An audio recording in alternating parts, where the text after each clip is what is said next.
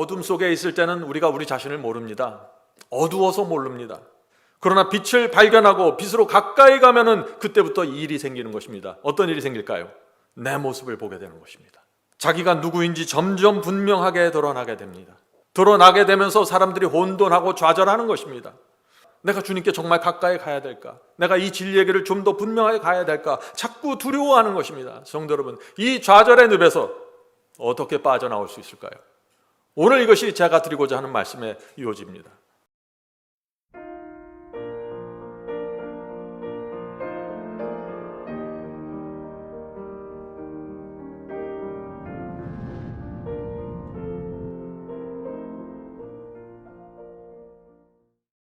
오늘 제가 나눌 말씀은 제 생각에 굉장히 중요한 말씀이라고 믿습니다. 왜냐하면 이것은 그리스도인의 경험에 대한 말씀이기 때문에 그렇습니다.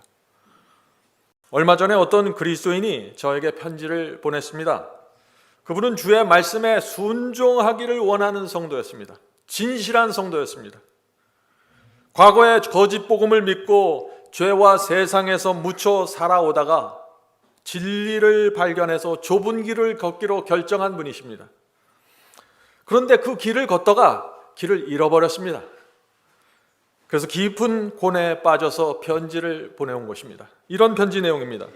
목사님, 날마다 죄가 반복되면서 이제 주님께 나갈 힘도 없습니다.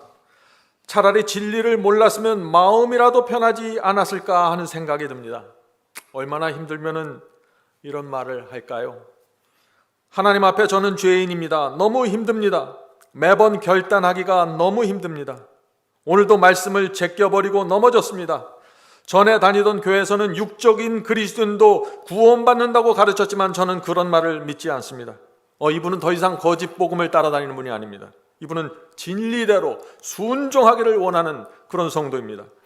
그러나 죄를 범할 때마다 심한 고통과 좌절이 절 삼키려고 합니다. 저도 압니다. 시험과 유혹이 몰려올 때 즉시로 주님께 매달리며 하늘의 능력과 은혜를 구해야 한다는 것을 압니다. 분명히 알면서도 구하지 않습니다. 저는 주님이 저를 도와주시고 구원할 수 있다는 사실을 확실히 믿습니다. 그러나 구하지를 않습니다. 그래서 자꾸 넘어지고 실패합니다. 어떻게 해야 합니까? 성도 여러분, 여러분은 이 성도의 고민을 이해하시겠습니까? 저는 이 성도의 고민을 잘 이해합니다. 왜냐하면 저 역시 이 문제에 빠져서 고통당해봤기 때문이죠. 오늘 많은 그리스도인들이 이 고민에 빠져서 지금 혼돈하고 있는 것입니다. 어느 길을 가야 될지 모르는 것입니다. 이 문제를 어떻게 풀어야 될지 모르는 것이에요. 순종의 길을 가려고 하는데 왜 자꾸 이런 문제에 빠지게 될까요? 어둠 속에 있을 때는 우리가 우리 자신을 모릅니다. 어두워서 모릅니다. 그러나 빛을 발견하고 빛으로 가까이 가면은 그때부터 일이 생기는 것입니다. 어떤 일이 생길까요? 내 모습을 보게 되는 것입니다. 자기가 누구인지 점점 분명하게 드러나게 됩니다. 드러나게 되면서 사람들이 혼돈하고 좌절하는 것입니다. 주님께 가까이 가면 자신의 모습을 보게 되고 자꾸 좌절하게 되는 것입니다. 그래서 두려워하는 것입니다. 내가 주님께 정말 가까이 가야 될까? 내가 이 진리의 길을 좀 더 분명하게 가야 될까? 자꾸 두려워하는 것입니다. 성도 여러분, 이 좌절의 늪에서 어떻게 빠져나올 수 있을까요? 오늘 이것이 제가 드리고자 하는 말씀의 요지입니다. 누가복음 15장 탕자의 비유에서 우리는 그 답을 엿볼 수 있습니다. 탕자의 비유에 두 아들이 나오죠. 작은 아들은 돈과 세상을 사랑해서 아버지를 떠났습니다. 창자가 되었습니다. 작은 아들은 이 돈과 세상을 사랑해서 아버지를 떠났고 길을 잃어버렸습니다. 작은 아들의 문제는 분명히 나타나 있습니다. 그런데 큰 아들의 문제는 무엇일까요? 큰 아들은 집을 떠난 적이 없습니다. 한 번도 주님을 배반하고 교회를 떠난 적이 없습니다. 말씀을 버린 적이 없습니다. 몸은 집안에 있지만은 마음은 그런데 떠나 있었던 것입니다. 큰 아들도 탕자였던 것입니다. 주변 사람들은 큰 아들이 탕자인지 아무도 몰랐습니다. 큰 아들 자신도 자기가 잃어버렸는지 몰랐습니다. 성도 여러분, 오늘 많은 사람들이 교회 안에서 바로 이 큰 아들의 모습으로 살아가고 있다는 것입니다. 큰 아들의 문제가 무엇인가요? 항상 교회를 다녔습니다. 헌금을 드렸습니다. 봉사에 참여했습니다. 그런데 하늘 아버지의 마음과 사랑과 자비를 느끼지 못한 것입니다. 아버지는 온 마음을 다해서 지금 이 큰 아들을 사랑하고 있는데 정작 이 아들은 그것을 느끼지 못하고 받질 못하는 것입니다. 그래서 아버지 옆에 있으면서 고아처럼 외롭게 살아가는 것입니다. 오늘 많은 분들이 주님의 사랑을 느끼지 못해서 이렇게 고아처럼 살고 있는 것입니다. 성도 여러분, 부모의 사랑을 느끼지 못하고 자란 아이가 어떻습니까? 성격이 빗나가게 되죠. 쓸데없는 자존심이 강해집니다. 자비롭고 풍요롭지 못하게 성장하게 됩니다. 아버지의 사랑과 부모의 사랑이 메말라 있으면 이렇게 되는 것입니다. 큰아들은 오랜 세월 동안 아버지 집에 있으면서 마당을 쓸고 농사하고 일을 했습니다. 아버지가 시키는 일을 그대로 했습니다. 그러나 이 아버지는 이 큰아들에게 행복과 감사와 기쁨의 근원이 되질 못하는 것입니다. 아버지만 생각하면 마음이 든든해지고 감사가 생기고 얼굴에 미소가 나와야 하는데 이 큰아들은 그렇지 못했던 것입니다. 외롭고 슬픈 생애를 살게 된 것입니다. 큰아들의 마음에는 아버지에 대한 진심이 없었습니다. 감사가 없었습니다. 그래서 이 큰아들은 아버지 옆에서 그 영혼이 메말라가고 죽어가고 있었던 것입니다. 그런데 이 큰아들은 자신이 이 아버지 옆에 있으니까, 교회 안에 있으니까 자기는 살아있다고 생각한 것입니다. 성도 여러분, 이 큰아들에게 필요한 것이 무엇일까요? 아버지께서 자기를 정말 사랑한다는 사실을 알아야 되는 것입니다. 아버지의 품에 안기는 것이 무엇인지 알아야 되는 것입니다. 여러분은 지금 어떤 모습으로 살고 계십니까? 많은 사람들이 어떤 때는 큰 아들의 모습으로 살고 어떤 때는 작은 아들의 모습으로 살고 있습니다. 어떤 때는 세상에 빠져서 이 작은 아들처럼 아버지께로부터 멀어지고 어떤 때는 이 큰 아들처럼 아버지의 사랑을 느끼지 못해서 마음이 말라가는 것입니다. 두 아들의 모습이 내 속에서 계속해서 교차되고 있는 것입니다.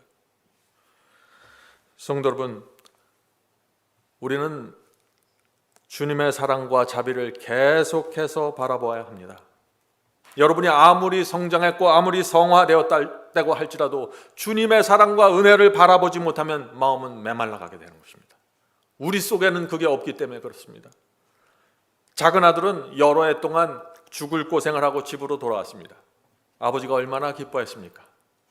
그런데 큰 아들은 자기 동생을 이상한 눈으로 바라보는 것입니다. 누가복음 15장 30절에 그 말씀이 있습니다. 누가복음 15장 30절입니다. 아버지의 살림을 장기와 함께 먹어버린 이 아들이 돌아오매. 자, 아버지가 주신 이 유산을 장기들과 함께 놀면서 다 말아먹었다는 것이죠. 이 동생을 봐는 형의 눈이 못마땅한 것입니다. 그 고생을 하고 돌아왔는데 동생을 사랑과 동정의 눈으로 바라보지 못하는 것입니다. 지금 예수께서 그 문제를 말하고 있는 것이에요. 아버지는 그 아들을 용서하고 품어주었는데 형은 정죄의 눈으로 바라보고 있는 것입니다.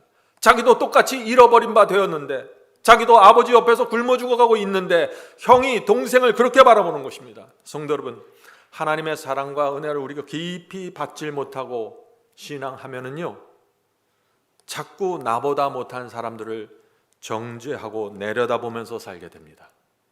마음이 풍요롭지 못하니까 자꾸 그 문제에 빠지는 것입니다. 자신도 모르는 사이에 자기 의의를 내세우게 됩니다. 자기는 집안을 떠난 적이 없거든요. 자기는 항상 아버지 옆에서 열심히 일했거든요. 그래서 자기 의의에 빠져서 외롭게 살아가는 것이 이 큰아들의 문제라는 것입니다. 낮에는 다른 사람을 정죄하고 자기 의의를 세우면서 살다가 밤이 되면 하루를 회개하면서 후회하면서 기도하는 것입니다. 이 악순환이 되풀이되는 것입니다. 큰아들의 문제는 그런데 이 악순환에서 빠져나가는 길을 찾지 못하고 있는 것입니다. 성도 여러분, 이 큰아들의 모습으로는 도무지 인생의 참된 행복으로 들어갈 수 없는 것입니다. 다른 사람을 긍휼을 바라볼 수 없고 다른 사람의 문제와 부족함을 받아들이지 못하는 것입니다. 자, 이제 제가 질문 드립니다. 하나님께 순종을 강조하는 말씀을 듣는데 주님의 사랑과 은혜를 바라보지 못하면 어떤 문제가 생길까요? 큰 아들의 문제가 생기는 것입니다. 자기를 정죄하고 학대하는 구덩이에 빠져버립니다. 늘 자신의 부족함을 보면서 좌절하게 되는 것입니다. 하나님의 말씀과 계명에 순종하지 못할 때마다 절망하고 자기를 정죄하는 것입니다. 정말 불쌍한 삶을 살게 됩니다. 이런 상태에서는 도무지 주님의 인도를 끝까지 따라갈 수 없는 것입니다. 성도 여러분, 우리는 무덤 속에 들어가는 그날까지 주님의 사랑과 희생을 바라보아야 하는 것입니다. 하나님께서 얼마나 나를 사랑하고 불쌍히 여기는지 기억하면서 살아야 되는 것입니다. 그래야만 성령의 은혜가 우리의 마음을 지배하고 순종의 생애가 가능하게 되는 것입니다. 큰아들은 아버지의 뜻이 무엇인지 알았습니다. 아버지의 뜻대로 순종하기를 원했고 죄를 버려야 된다는 사실을 알았습니다. 그러나 그것이 자신의 삶 속에서 이루어지지 않았던 것입니다. 바로 여기에 큰아들의 고민이 있었던 것입니다. 오늘 많은 사람들이 바로 이 고민에 빠져 있는 것입니다. 주님을 따르기 원하고 좁은 길을 걷기 원하고 날마다 자기를 부인하고 십자가를 지기 원합니다. 그런데 이것이 내 맘대로 되질 않는 것입니다. 죄를 고백하는 기도를 드리지만 뭔가 부족하다는 느낌을 받으면서 살고 있는 것입니다. 회개해도 또 내가 죄를 범할 텐데, 내일 이 시간이면 또 내가 그 문제에 부닥칠 텐데 라고 생각하면서 좌절하는 것입니다. 얼마나 힘들까요? 큰아들은 겉으로는 아버지를 떠나지 않았습니다. 겉모습은 선한 모습이었습니다. 그러나 속으로는 불행했습니다. 큰아들의 문제가 무엇입니까? 아버지와 실제적인 부자지간의 정을 맺지 못한 것입니다. 바울이 말하는 그 양자의 영을 제대로 받지 못했습니다. 그런 상태에서는 이 좁은 길, 진리의 길을 끝까지 따라가기가 힘든 것입니다. 지치고 힘들어서 자꾸 좌절하게 되는 것입니다. 그런 상태에서는 자아가 계속해서 올라오고 자존심 때문에 자꾸 상처를 받게 되고 힘듭니다. 큰아들은 참으로 불쌍한 영혼입니다. 저는 이 문제가 무엇인지를 아는 것입니다. 성도 여러분, 하늘 아버지의 사랑과 은혜가 우리에게 필요한 것입니다. 그것을 받아야 성령의 기름이 우리에게 흐르게 되는 것입니다. 가지가 포도나무에서 떨어지면 죽어가게 됩니다. 떨어지자마자는 알 수 없지만은 떨어지는 순간부터 말라가기 시작하는 것입니다. 가지는 포도나무로부터 계속해서 생명을 받지 않으면 죽습니다. 한 번 생명 받으면 영원히 사는 것이 아니에요. 가지는 포도나무에 확실하게 붙어 있어야 합니다. 그렇지 않으면 죽는 것입니다. 성도 여러분, 우리는 주님께 그렇게 붙어 있어야 하는 것입니다. 왜 붙어야 합니까? 주님의 사랑과 자비가 그 포도나무의 그 수액이 나에게 흘러 들어오지 않으면 내가 영적으로 죽어가기 때문입니다. 성도 여러분, 순종하고 싶은데 자꾸 넘어지고 죄를 범하게 돼서 고민이 되십니까? 그런 분들은 지금부터 제가 드리는 말씀을 잘 들어보시기 바랍니다. 이제 오늘 말씀의 본문으로 들어가겠습니다. 주께서 우리를 인도하시는데 단계가 있습니다. 오늘 우리가 그 단계를 좀 살펴보려고 하는 것입니다. 자, 첫 번째 단계가 무엇입니까? 첫 번째 단계는 진리입니다. 주께서 진리가 무엇이고 당신의 뜻이 무엇인지 우리에게 보여주십니다. 그것이 첫 번째 단계입니다. 주께서 보여주실 때 받아들이고 순종하는 것이 첫 번째 단계입니다. 이 단계를 넘어가지 못하면 두 번째 단계는 없는 것입니다. 그래서 제가 항상 진리가 무엇인지 정확하게 꿰뚫어 봐야 된다는 사실을 강조하고 있는 것입니다. 많은 분들이 이 첫 번째 단계에서 고민에 빠집니다. 왜 그럴까요? 진리는 이해하고 깨달았습니다. 그러나 오랫동안 살아온 나의 옛 습관을 버리지 못했습니다. 그래서 자꾸 끌려갑니다. 그래서 고민에 빠지는 것입니다. 진리의 길, 좁은 길을 가야 된다는 사실은 아는데 그것이 내 생각대로 되지 않는 것입니다. 그래서 이 첫 번째 계단에서 큰 고민을 만나게 되는 것입니다. 성도 여러분, 주께서 인도하시는 이 첫 번째 단계에서 죄가 반복되고 깊은 절망의 늪에 빠질 수 있는 것입니다.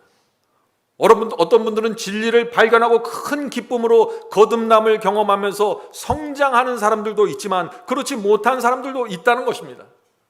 저는 불행하게도 두 번째 경우였습니다. 진리를 발견하자마자 제가 큰 거듭남과 영적인 경험으로 들어가지 못했습니다. 깊은 좌절 속에 빠졌습니다. 그래서 오늘 제가 이 설교를 드릴 수 있는 것입니다. 그러나 우리는 이 첫 번째 절망의 단계, 고민의 단계를 통해서 두 번째 단계로 넘어가게 된다는 것입니다. 제가 지금 무엇을 말씀하고 있나요? 주께서 우리를 인도하는 과정과 순서를 말씀드리는 것입니다. 자, 두 번째 단계가 무엇입니까?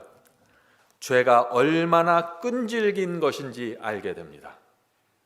전에는 죄를 만만하게 보았습니다. 믿기만 하면 구원받는다. 한 번 구원받으면 영원한 구원, 십자가에서 모든 것이 이루어졌으니 더 이상 염려할 필요가 없다. 이런 등등의 가르침 속에서는 죄가 얼마나 무섭고 질긴 것인지 알 수가 없는 것입니다. 죄를 범해도 가책이 없고 마음이 편하기 때문이죠.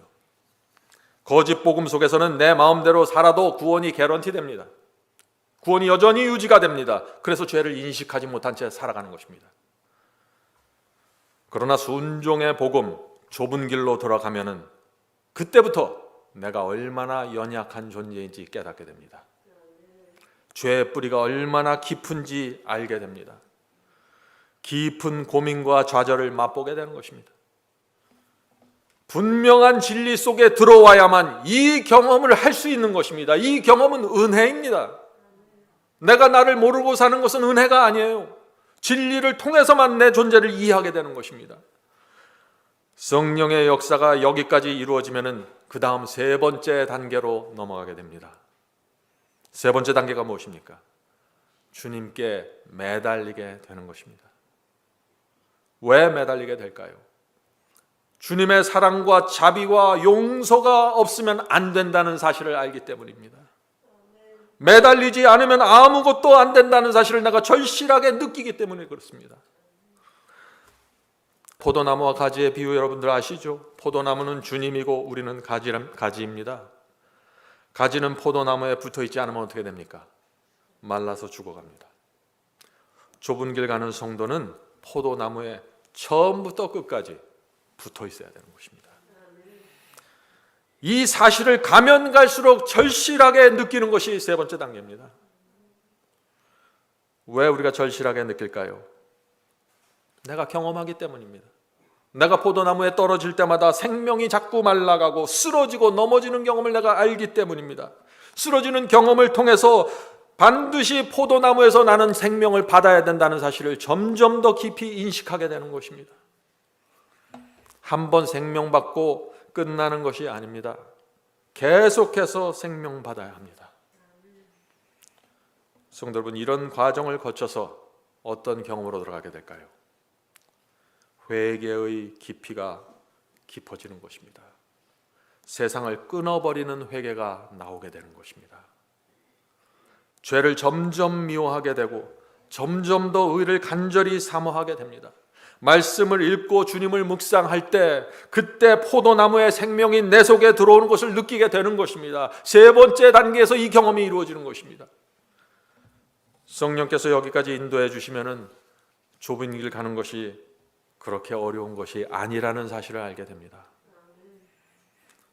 끝까지 내가 이 길을 갈 수 있다는 확신을 갖게 됩니다. 성도 여러분, 오늘날 많은 사람들이 회개를 말하고 죄를 말합니다. 믿음으로만 의롭게 된다고 말합니다. 그런데 정작 자기가 무슨 말을 하고 있는지 모르는 것입니다. 자신이 무엇을 말하는지 모르는 것이에요. 죄를 진절머리나게 미워하는 경험을 모릅니다. 왜 모를까요? 치열하게 고민해 본 적이 없습니다. 말씀에 순종하려고 애쓰다가 좌절해 본 경험이 무엇인지 모르는 것입니다. 값싼 복음, 값싼 은혜에서는 이것을 알 수가 없는 것입니다. 왜냐하면 구원이 처음부터 끝까지 유지되고 개런티되기 때문이죠. 그래서 믿음을 말하고 사랑을 말하고 죄를 말하지만 막연하고 피상적이 되는 것입니다. 그런 설교자는 분명한 복음을 선포할 수 없습니다. 죽어가는 죄인들에게 소망을 줄 수 없는 것입니다. 성도 여러분, 좁은 길을 가고 싶어서 내 모든 것을 바쳐보아야만 아는 것입니다. 모든 것을 바쳐보아야만 성경이 왜 죄를 그렇게 치명적인 문둥병으로 취급하고 있는지 알게 되는 것입니다. 세상을 버리고 진리에 매달려 보아야만 혈루병 가진 여인처럼 주님 옷자락이라도 붙잡고 싶은 간절함이 나오게 되는 것입니다. 성도 여러분, 누가 천국 들어갈 수 있을까요? 어린아이 같은 사람입니다. 간절한 심령과 떨리는 손으로 천국 문을 잡는 사람들에게 그 문이 활짝 열리게 되는 것입니다. 성도 여러분, 지금까지 제가 말씀드린 이 과정들을 거쳐야만 의의 경험이 이루어지고 성장하게 되는 것입니다. 내 마음대로 어떤 경험의 단계를 넘어갈 수가 없습니다. 잠언 24장 16절 보겠습니다. 잠언 24장 16절입니다. 대저 의인은 7번 넘어질지라도 다시 일어나려니와 악인은 재앙으로 말미암아 엎드러지느니라. 성도 여러분, 한 번 회개했다고 구원이 확정되는 것이 아니죠. 지금 의인은 7번 넘어진다고 했습니다. 의인도 7번 넘어질 수 있는 것입니다. 넘어져도 눈물을 흘리면서 다시 일어나는 경험으로 돌아가야 되는 것입니다. 악인은 그렇지만 다릅니다.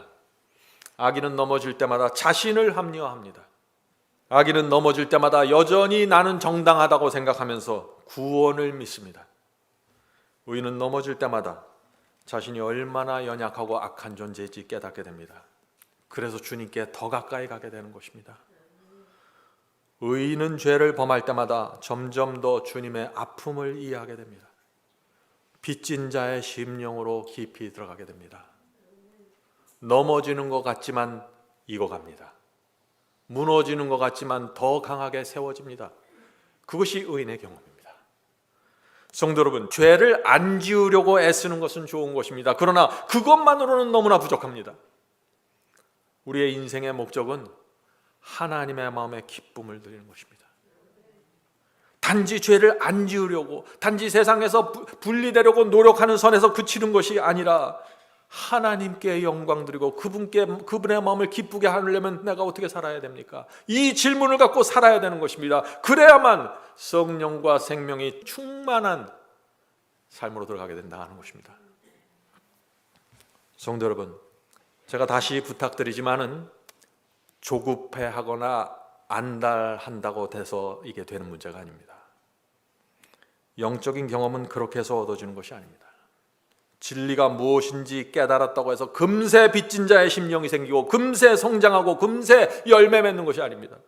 어떤 분들은 말씀을 몇 개 듣고 나서 한 일주일, 2주일, 몇 달 지나면 벌써 투정합니다. 왜 내게 이 경험이 안 생기나요? 저는 그 경험을 얻기까지 수년 걸렸습니다. 정확한 계단과 단계들이 있는 것이에요. 왜 이렇게 마음이 조급하시나요? 씨를 뿌리면 싹이 트고 자라서 열매 맺을 때까지 시간과 과정이 필요한 것처럼 우리에게도 시간과 과정이 필요하다는 것입니다. 성도 여러분, 예수께서는 나는 길이요 진리요 생명이니 나를 통하지 않고는 아버지께 갈 자가 없다고 하셨습니다. 아버지께 가려면 길과 진리와 생명이 필요합니다. 이 세 가지 모두 필요한 것입니다. 구원의 진리 분명하게 꿰뚫어 보셔야 됩니다. 하나님께 가는 길 정확하게 보아야 합니다. 생명을 어떻게 받을 수 있는지 정확하게 보아야 합니다. 그래야만 하늘 아버지께 갈 수 있습니다. 많은 사람들이 이것을 정확하게 보지 못하면서 왜 내게 이런 경험이 없습니까? 자꾸 말합니다. 성도 여러분, 이것을 기억하세요. 하나님께서는 우리의 인생 전체를 통해서 인도하십니다. 20대만 인도하고 끝나는 것이 아니에요. 50대만 인도하고 끝나는 것이 아닙니다. 우리가 죽는 그 순간까지, 은혜의 시간이 맞춰지는 순간까지 우리를 계속해서 인도하시고 성령으로 호소하십니다. 히브리서 11장에 나오는 믿음의 조상들의 공통점이 무엇인지 아십니까? 세 가지 공통점을 갖고 있습니다. 첫 번째는 그들도 쓰러지고 넘어졌습니다. 그들도 넘어지고 쓰러졌습니다. 두 번째, 그들은 포기하지 않았습니다. 넘어지고 쓰러졌지만 충성을 잃어버리지 않았습니다. 세 번째, 그들은 죽을 때까지, 늙어서 죽을 때까지 계속해서 한 길을 걸었습니다. 나그네 길을 걸었습니다. 아브라함을 볼까요? 아브라함은 아내 사라를 누이로 속였습니다. 처음에 갈대아 우르를 믿음으로 떠났지만은 아내를 누이로 속이는 죄, 문제, 연약함에 빠졌습니다. 얼마나 이 가족들과 종들 앞에서 창피했을까요? 네? 자기 아내를 누이로 속였으니 그 동네방네 소문날 일 아니에요? 하나님께 아들을 받았다고 약속받았다고 기뻐했지만 기다리지 못해서 후처를 얻고 이스마엘을 낳아버렸습니다. 이스마엘이 커가면서 아브라함은 이 이스마엘을 귀한 아들로 사랑했습니다. 그런데 두 부인이 있어서 하갈과 사라 사이에 심각한 갈등이 생겼습니다. 아브라함이 얼마나 힘들었을까요? 온 가족이 불행하게 되었습니다. 종들도 하갈과 사라 사이에 누구의 말을 들을지 눈치를 보게 되었습니다. 사라는 아브라함에게 하갈을 버리라고 요구했습니다. 아브라함이 얼마나 힘들었을까요? 이 두 부인 사이에서 고난의 연속입니다. 어쩔 수 없이 아브라함은 오늘 아침에 일찍 일어나서 하갈에게 가서 떡과 물 한 가죽 부대를 주면서 이스마엘을 데리고 이 집을 떠나달라고 부탁했습니다. 아브라함이 얼마나 마음이 아프고 얼마나 후회스럽고 부끄러웠을까요? 자신의 삶을 보면서 말이죠. 사탄이 얼마나 아브라함의 귀에 악마의 소리를 넣어 주었을까요? 날마다 이 사탄은 아브라함을 찾아와서 포기해라. 이번이 몇 번째니? 너는 가망이 없어. 계속해서 속삭였을 것입니다. 성도 여러분, 아브라함이 포기했습니까? 아닙니다. 아브라함은 계속해서 한 길을 걸어갔습니다. 내가 가고 있는 이 길이 하나님께서 정하신 그 길이라는 믿음을 갖고 걸어간 것입니다. 이 믿음이 흔들리면 안 되는 것입니다. 넘어지고 쓰러졌지만 아브라함은 충성을 잃지 않았습니다. 100세가 되어서 하나님께서 약속하신 이삭을 얻게 되었습니다. 그런데 또 하나의 시련이 찾아왔습니다. 어떤 시련입니까? 하나님께서 이 모리아 산에 가서 외아들 이삭을 바치라고 명령하셨습니다. 그런데 그 시련을 통해서 아브라함은 믿음의 조상으로 세워지게 된 것입니다. 하나님께서 아브라함의 인생에서 승리하신 것입니다.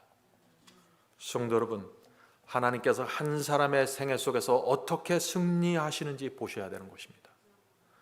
긴 시련의 과정을 통해서 아브라함을 정결케 하시고 넘어질 때마다 부끄러움과 수치를 통해서 그의 믿음과 그의 의지를 하나님께 끌어오시는 것입니다. 이것이 믿음의 용사로 세워져 가는 과정입니다. 아무도 이 과정을 피해갈 수 없습니다. 야곱의 생애에서는 하나님께서 어떻게 승리하셨나요? 야곱은 팥 한 그릇의 장자권을 빼앗았습니다. 야밤 도주했습니다.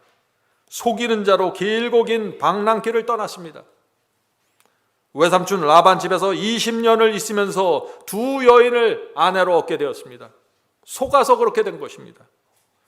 자기가 원해서 그렇게 된 것이 아니요, 이 야곱도 마찬가지로 두 여인 사이에서 고민하면서 살았을 것입니다. 여러분들 상상하실 수 있죠?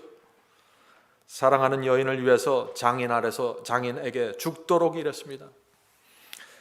야곱은 나이가 들어 자신의 생애를 이렇게 회고합니다. 창세기 47장 9절입니다. 창세기 47장 9절. 야곱이 바로에게 아뢰되 내 나그네 길이 세월이 130년이니이다. 이 야곱은 130년 동안 나그네 길을 살았다고 지금 말하는 것입니다. 계속해서 보죠. 내 나이가 얼마 못되니 우리 조상의 나그네 길에 연조에 미치지 못하나 험악한 세월을 보내었나이다 하고, 야곱은 자기의 생애를 뭐라고 얘기했어요? 나는 험악한 생애를 살아왔습니다. 성도 여러분, 험악한 생애를 살아왔지만 성령께서 그 인생을 통해서 야곱을 성장시킨 것입니다. 시련을 통해서 넘어지고 쓰러졌지만 포기하지 않았습니다. 하나님께 충성하는 마음으로 이 길을 끝까지 가야 된다는 마음은 흔들리지 않았던 것입니다. 야곱은 야복강 앞에서 이스라엘이라는 이름을, 새 이름을 받게 된 것입니다. 하나님께서 승리하신 것입니다. 시련의 긴 과정을 통해서 야곱이 정결케 되었고, 죄가 무엇인지 알았고, 시련이 무엇인지 알았고, 그것을 통해서 하나님께서 그를 의의 길로 믿음의 용사로 세워주셨습니다. 성도 여러분, 신앙은 환상적인 것이 아닙니다.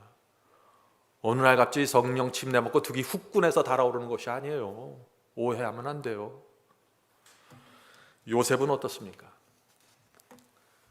요셉은 형들의 질투를 자극하는 철없는 아이였습니다. 그래서 구덩이에 빠져서 노예로 팔려가게 된 것입니다. 노예로 끌려가고 보디발 장군 아내에게 모함받아서 감옥까지 들어갔습니다. 긴 세월의 고난의 길을 걸었습니다. 아무도 요셉을 보면서 부러워하지 않았습니다. 요셉의 인생은 고난의 연속이었기 때문이죠. 그러나 성령께서 그 시련을 통해서 또 요셉을 성장시킵니다. 그의 마음을 단단케 하시고 연단시키셔서 하나님만 바라보게 하는 것입니다. 인생의 모든 희망을 내려놓고 하나님께 모든 희망을 걸고 가게 되는 것입니다. 시련 속에서 그 일이 이루어지는 것입니다. 결국 요셉의 생애에서도 하나님께서 그래서 승리하시는 것입니다. 자, 다윗의 삶은 어떻습니까? 다윗은 굴곡이 참으로 심하게 살았습니다. 어린 나이에 골리앗을 무너뜨린 이스라엘의 용사가 되었습니다. 그런데 오랜 세월 사울 왕의 미움과 질투를 받으면서 도망자의 삶을 살게 됩니다. 굴 속에 숨었고 배가 고팠고 이스라엘 안에서 피난처를 찾지 못해서 이방 나라까지 가서 그곳에서 미친 사람 흉내내면서 목숨을 부지했습니다. 누가 다윗을 부러워할까요?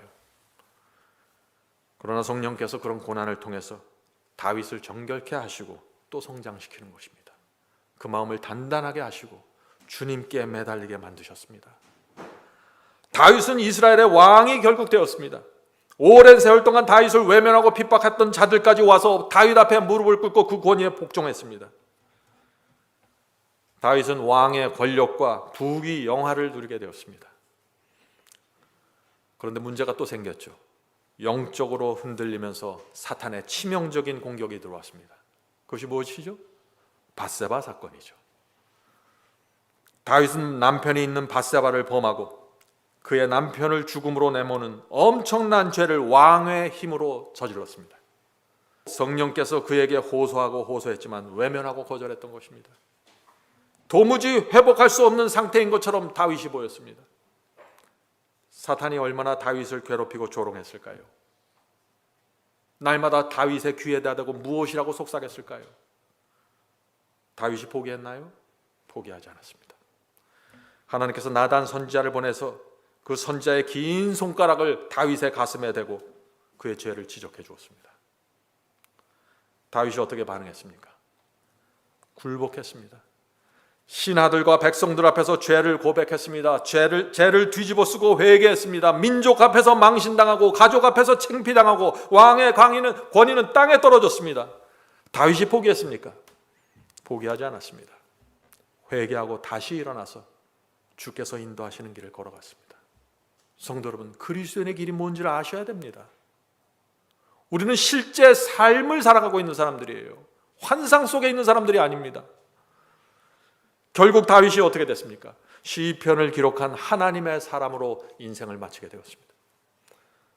성도 여러분, 다윗의 인생에서도 하나님께서 승리하신 것입니다. 성도 여러분, 믿음의 조상들도 넘어지고 쓰러졌습니다. 그러나 포기하지 않았습니다. 하나님의 자비와 사랑을 바라보면서 용서를 바라보면서 충성의 길을 걸어갔습니다. 우리도 그렇게 살아야 되는 것입니다. 이 세상 버리고 나그네처럼 살아가는 신앙의 비결을 배워야 하는 것입니다. 그런 자들 속에 하나님의 승리가 이루어지는 것입니다. 성도 여러분, 우리도 믿음의 조상들이 갔던 그 길을 걷게 되는 것입니다. 동일한 과정을 거치는 것입니다. 우리도 죄에 쓰러지는 사람, 유치한 사람으로 시작하게 됩니다. 우리에게도 이스마엘이 생길 수 있고 팥죽 한 그릇에 속이는 자가 될 수 있는 것입니다. 죄에 쓰러지는 사람이 될 수 있어요. 어느 날 밧세바에게 당해서 넘어질 수도 있습니다. 넘어지고 쓰러질 때마다 내가 얼마나 이기적이고 교만한지 보게 됩니다. 죄를 범할 때마다 사탄은 우리 귀에 악마의 소리를 들려줄 것입니다. 포기해라. 너는 가망이 없다. 여기서 끝내라. 속삭일 것입니다. 그때 우리가 어떻게 해야 될까요? 믿음의 조상이 했던 것처럼 포기하지 말아야겠죠. 주님의 사랑과 자비를 바라보면서 충성의 길을 또 가는 것입니다. 성도 여러분, 그것이 우리에게 주어진 은혜의 시간의 이유입니다. 하나님께서 그걸 원하시고 은혜를 베풀어 주시고 시간과 기회를 주시는 것입니다. 그렇게 우리가 살아갈 때 성령께서 우리의 아픔과 우리의 넘어짐과 좌절 속에서 우리를 정결케 하시고 단단케 해 주신다 하는 것입니다. 이것이 약속입니다. 성도 여러분, 우리가 우리의 인생을 보면은 하나님께서 전혀 축복하지 않는 것처럼 느낄 수도 있습니다. 다윗도 그렇게 느꼈고 요셉도 그렇게 느꼈고 다 그렇게 느껴봤던 사람들입니다. 그러나 기억하십시오. 주님의 목적은 흔들리지 않는다는 것입니다. 주님의 목적은 우리를 모리아 산에 세우시는 것입니다. 주님의 목적은 우리를 약복강에 데려가서 이스라엘 새 이름을 주시는 것입니다. 그때까지 우리는 하늘 예루살렘 바라보면서 나그네 길을 갈아야 되는 것입니다. 그렇게 될 때 하나님께서 당신의 목적을 이루시고 우리를 믿음의 용사로 세우시는 것입니다. 이 과정을 정확하게 이해하셔야 되는 것입니다. 저 역시 진리를 받아들이고 좁은 길 여행을 시작할 때 처음 몇 년 동안 굉장히 힘들었습니다. 쓰러지고 넘어질 때마다 고통스러웠습니다. 밤에 잠이 안 옵니다. 그때마다 주께서 저에게 교훈을 주셨고 영적인 삶이 무엇인지 배우게 하셨습니다. 제가 다른 길 보지 않고 꾸준히 한 길을 걷게 되었습니다. 성령께서 그때마다 저를 위로해 주지 않고 하나님께서 저의 죄를 용서해 주지 않았으면 그 길을 걸어갈 수 없었을 것입니다. 그 길을 오래 걸으면서 언제부터인지 제가 전혀 다른 사람이 되었다는 사실을 깨닫게 되었습니다. 전에는 세상에서 완전히 세상 사람으로 살았는데 언제부터인지 주님을 믿고 그 길을 걸은 지 언제부터인지 옛 습관들이 사라져 버렸고 제가 인생을 바라보는 눈과 살아가는 방식이 완전히 달라졌습니다. 돈을 사용하는 방법, 재정을 운영하는 방법, 옷을 입는 방법, 대화하는 방법 모든 것이 달라져 버렸습니다. 전에는 크게 유혹과 시험이 되었던 것들이 이제는 나를 무너뜨리지 못하는 모습을 보면서 저도 놀랐습니다. 이 세상에 관심이 없어져 버렸습니다. 물론 저는 지금도 연약합니다. 포도나무에서 떨어지면 생명을 잃어버리고 말라가는 연약한 죄인입니다. 그러나 포도나무에 붙어있는 한 생명을 내가 받을 수 있고 승리가 반드시 이루어진다는 사실을 저는 확신하고 있습니다. 어떤 분들은 그런데 이 포도나무에 대해서 오해합니다. 자신은 포도나무에 붙어 있다고 하면서 개혁하지를 않는 것입니다. 성도 여러분, 좁은 길을 정말 끝까지 가기 원하시면 개혁을 해야 됩니다. 시간을 잘 관리해야 됩니다. 주님의 자비를 묵상하고 말씀을 살피는데 시간을 따로 내어서 투자해야 하는 것입니다. 아침마다 말씀을 묵상하고 양심과 마음을 씻어야 되는 것입니다. 이런 개혁과 결정이 없으면 안 되는 것입니다. 그래서 아침 예배가 필요한 것입니다.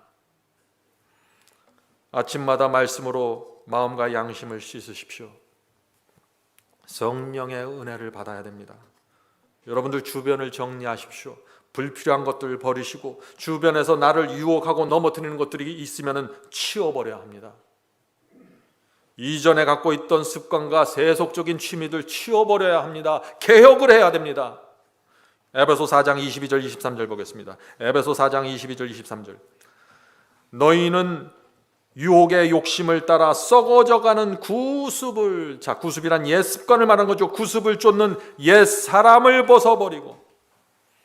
무슨 말입니까?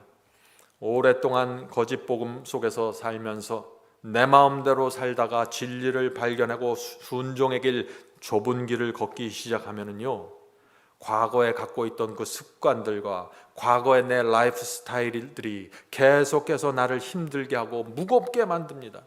어떻게 해야 됩니까? 우리가 과거의 구습을 버려야 하는 것입니다. 많은 사람들이 늘 똑같은 문제 때문에 쓰러지고 있는데 아무 조치도 하지 않고 그대로 살아갑니다.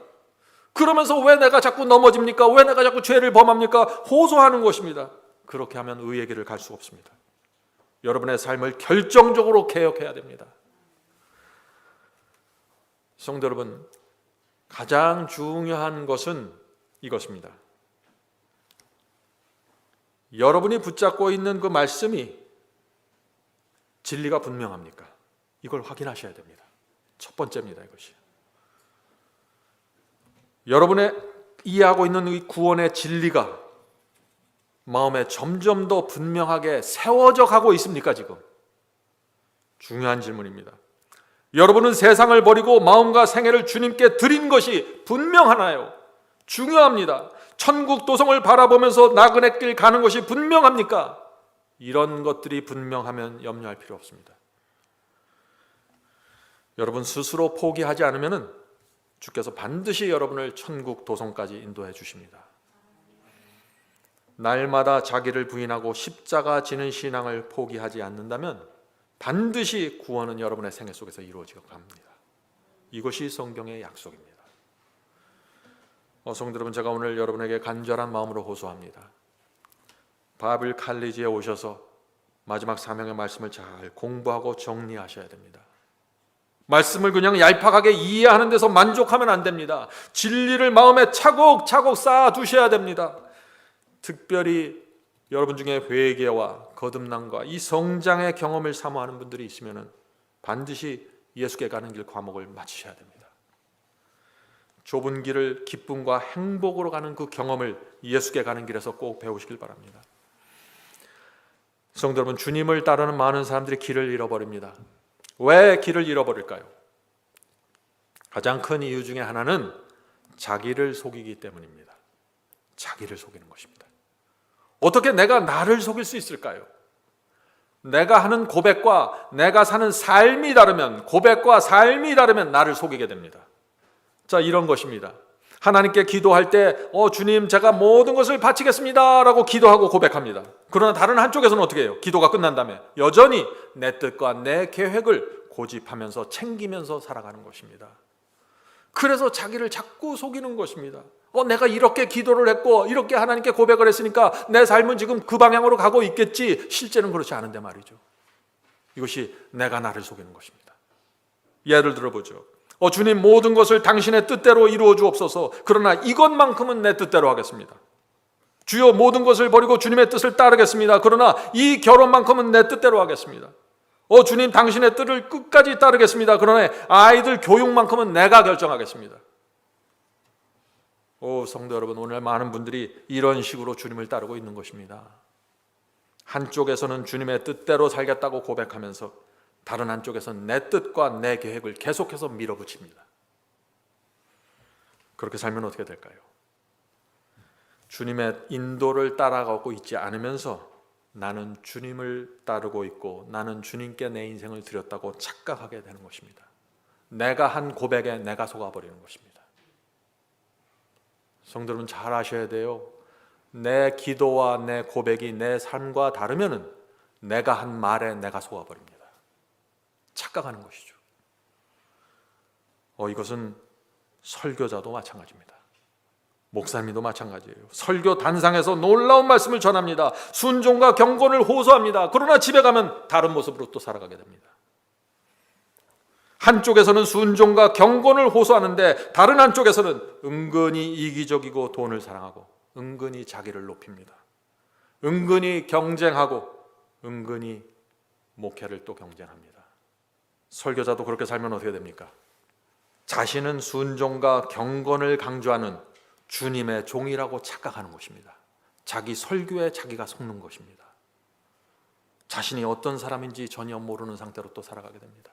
저는 이것이 두렵습니다. 성도 여러분, 설교자도 자기 기만에 빠집니다. 여러 성도님들도 자기 기만에 빠질 수 있습니다. 내가 지금 어떻게 살아가고 있는지 잘 들여다보면서 기도하셔야 되는 것입니다. 성도 여러분, 참 이상하죠? 주님 뜻대로 살겠다고 고백하는데 왜 늘 한쪽에서는 내 뜻대로 살게 될까요? 왜 그런 모습으로 주님을 따라갈까요? 왜냐하면 모든 것을 주님께 맡기면은 주님께서 나를 너무 힘들게 하실까 봐 두려운 것입니다. 두려움 때문에 자꾸 자기를 속이는 것입니다. 그래서 한쪽에서는 항상 내 뜻, 내 고집을 주장하면서 다른 한쪽에서는 내가 주님께 모든 것을 드리고 바치겠습니다 하고 고백하고 기도하는 것입니다. 제가 그렇게 살았습니다.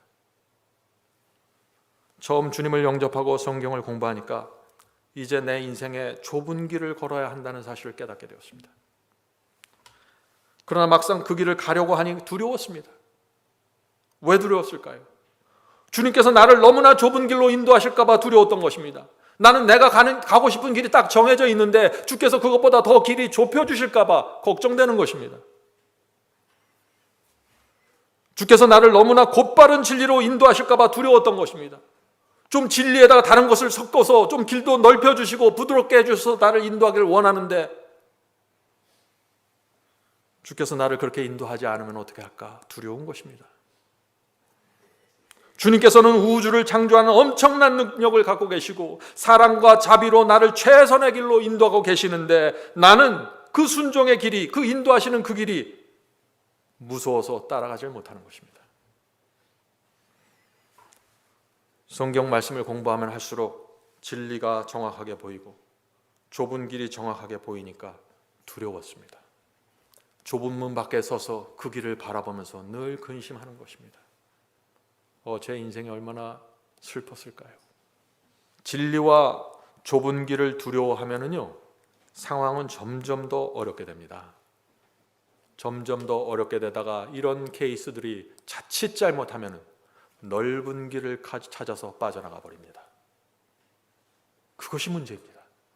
성도 여러분, 우리가 정말 주님을 믿을 때 참된 행복과 감사로 좁은 길 가는 신앙이 무엇인지 반드시 배우고 경험하셔야 됩니다. 주께서 인도하는 길은 믿음으로 가는 길입니다. 지금 우리는 광야를 지나고 있는 것입니다. 우리는 지금 애굽을 떠나서 겨우 하나님의 능력에 의지해서 홍해를 건너온 상태입니다. 이제 하나님께서 계명을 주시고 성소를 주시면서 가나안을 향해 전진하라고 명령하고 계시는 것입니다.